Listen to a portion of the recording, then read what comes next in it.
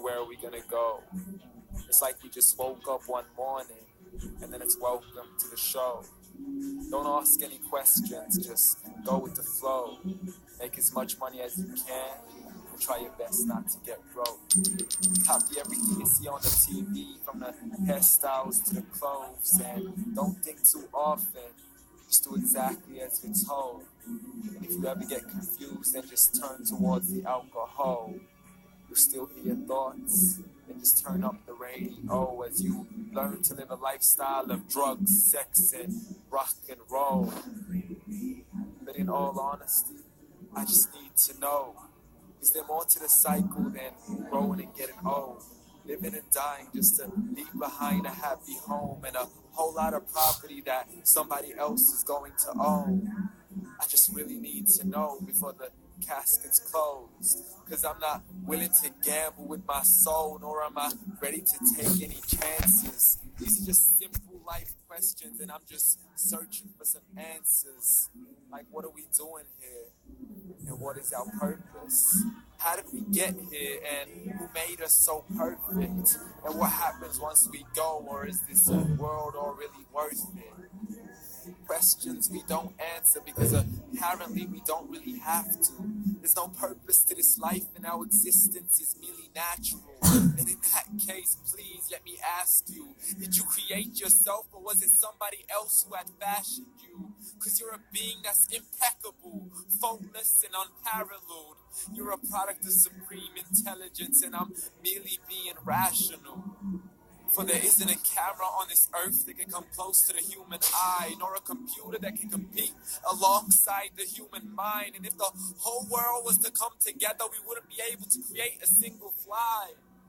So many signs, yet we still deny.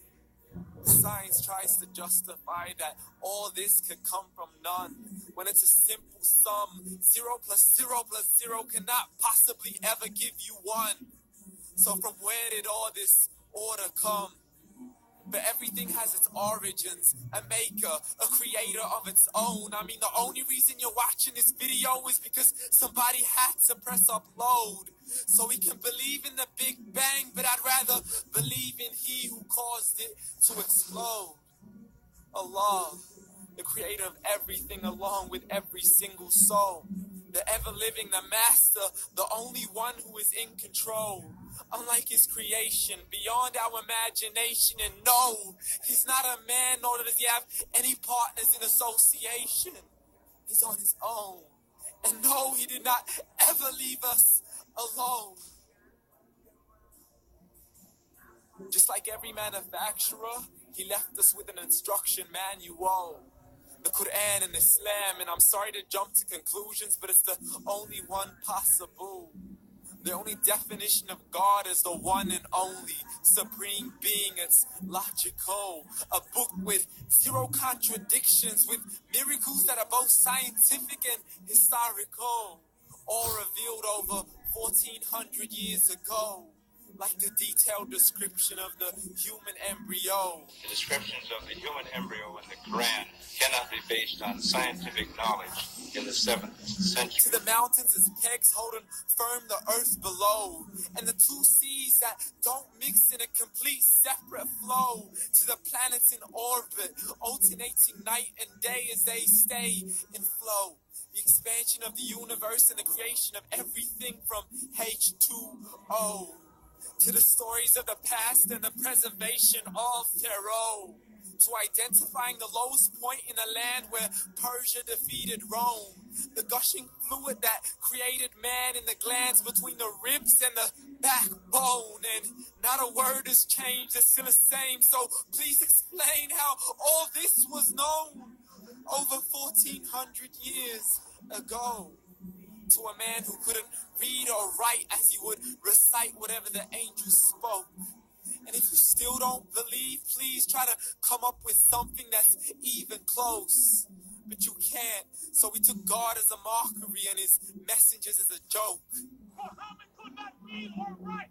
How somebody who can't read or write gonna start a religion? Dismiss these scriptures as legends and tales of the ancient folk as we live life according to our whims, desires, and hopes. saying this life is the only home we will ever know. We will live then die, then simply turn to bones. YOLO. Correction. After the grass dies, the rain arrives and it regrows. And Allah promises to do the same thing to your very soul and bring you back from your very fingertips to your toes.